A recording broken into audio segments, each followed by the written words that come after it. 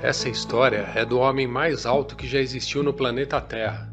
Só para começar, uma curiosidade engraçada. O homem mais alto nasceu na cidade de Alton. Robert Wadlon nasceu no dia 22 de fevereiro de 1918, no estado de Illinois, nos Estados Unidos. Quando ele nasceu, sua altura e o seu peso era de uma criança comum, com 3,8 kg. Seu pai tinha 1,80 m e sua mãe e seus outros 4 irmãos tinham altura dentro da média da população. Depois do nascimento, Robert começou a crescer muito rápido. Com apenas 6 meses de idade, ele pesava 14 quilos, o dobro de um bebê desta idade.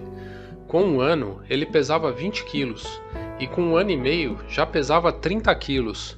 Aos 2 anos, ele já tinha 91 centímetros de altura.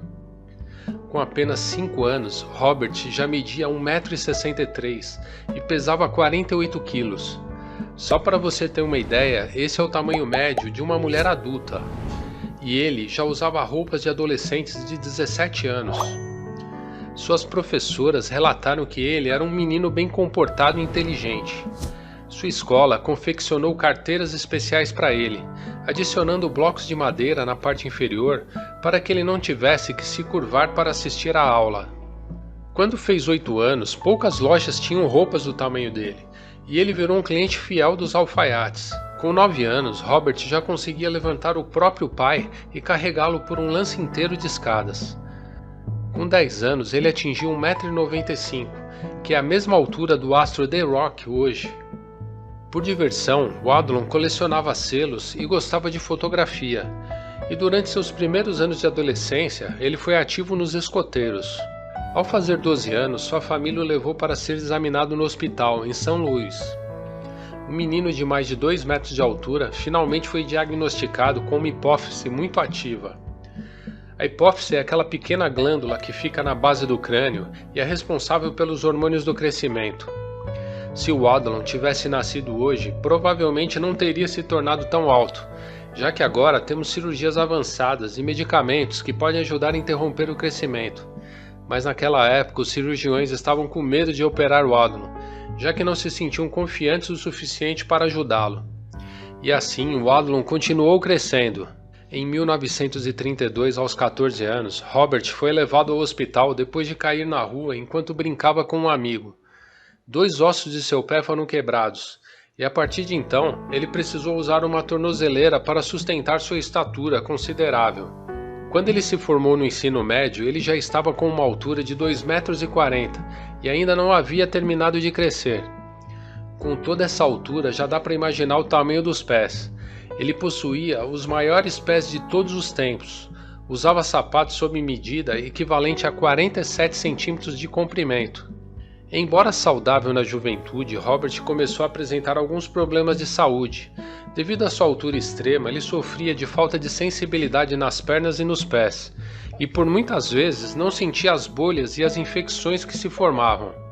Ter os maiores pés do mundo não era apenas doloroso, mas também bem caro.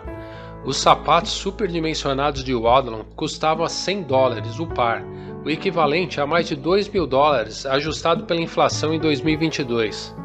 Para pagar os custos cada vez maiores de seu corpo, ele virou garoto propaganda da empresa de sapatos International Shoe Company, que fornecia os enormes e caros calçados para ele de graça.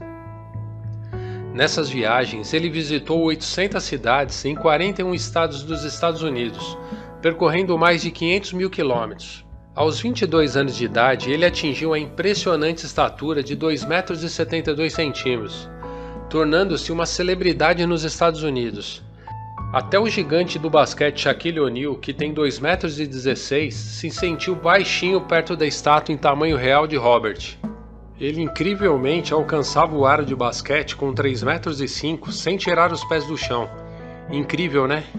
E o homem mais alto do mundo vivo, o turco Sultan Kösen, tem 2,51 m, 20 centímetros menos que Robert. Durante uma dessas turnês, Robert ficou gravemente doente.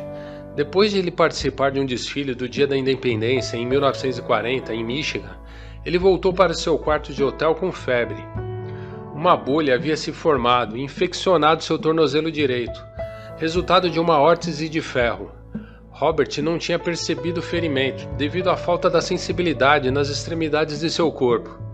E depois de se recusar a ir a um hospital, ele foi atendido por um médico em seu quarto de hotel, que o encaminhou urgentemente para uma cirurgia. Ele recebeu uma transfusão de sangue, mas a condição de Robert foi piorando rapidamente. E na noite de 14 de julho de 1940, Robert faleceu. Seu corpo foi levado de volta para Alton para o enterro, e seu caixão foi especialmente construído em aço e tinha impressionantes 3,30 m, pesando mais de 400 quilos. Foi necessário 16 pessoas para transportar. Em 19 de julho de 1940, uma enorme multidão, estimada em cerca de umas 1.000 pessoas, se reuniu para acompanhar o velório. A fila para se despedir de Waddell estendeu-se por 3 quarteirões de comprimento. Prédios públicos hastearam suas bandeiras a meio mastro e todas as empresas locais fecharam temporariamente. Em 1985, uma estátua de bronze em tamanho real de Robert Waddell foi erguida em sua cidade natal, imortalizando o gigante de Alton para sempre. E até hoje, Robert Waddell continua sendo o humano mais alto que já viveu, e seu recorde é considerado inquebrável. Se você gostou, dê o seu like, se inscreva no nosso canal, assim você irá receber mais vídeos em primeira mão. Até o próximo!